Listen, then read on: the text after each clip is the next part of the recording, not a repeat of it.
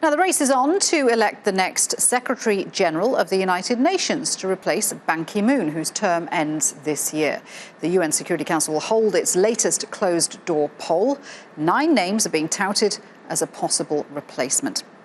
Let's talk more about this. I'm joined now by Ian Williams, who's a veteran UN correspondent for the Deadline Pundit media consultancy firm. Ian, good to have you with us. It seems quite a long and convoluted process, and I guess that there's lots of deals going on behind closed doors, lots of horse trading. Does the actual candidate matter as much as his ties to a particular country? Well, this year, I think almost uniquely, the quality of the candidate does matter more than usual. But when you described it as a Secretary General's race, I think it's almost, let's say, it's a very odd race. It's almost like a tortoise race. They take so much time about it. And the rules keep changing. It's like something from Alice in Wonderland.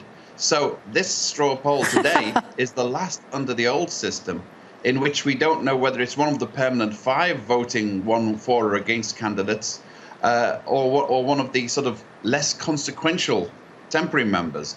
So from now on, it gets really it's quite complicated, isn't it? Because you can get members who encourage or discourage, and also down the road, any candidate could still be blocked by one of the permanent members. Oh, in case you want it more complicated, it's still possible for another candidate to turn up. And there's been a lot of pressure and rumours that Bulgaria will drop their candidate Irina Bokova if she gets too discouraged at this result, and replace her with Kristalina Georgieva, who is presently Vice President of the European Union.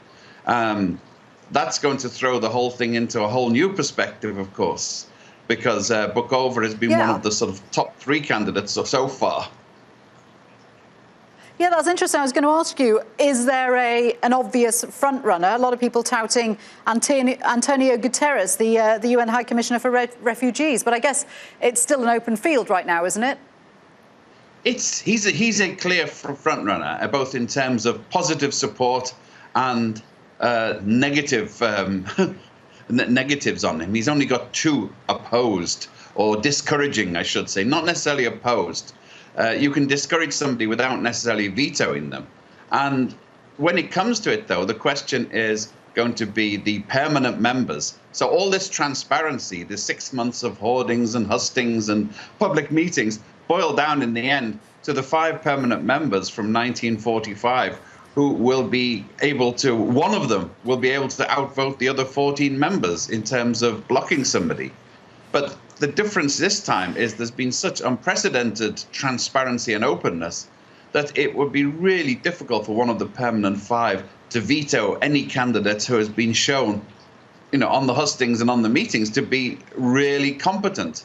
So they're looking for other reasons, like Vladimir Putin has suddenly become a convert to feminism because he wanted the Bulgarian woman. And Russia, which has always decried the East European blocs, has suddenly decided that it's East Europe's term. Similarly, each of the others will find expedient excuses to cast their veto and look relatively sort of benign and disinterested. But we have to see, for example, the deals that the Argentinian foreign minister seemed to be trying to pull with the British over the Falklands, which of course has nothing at all to do with the fact that the British have a veto.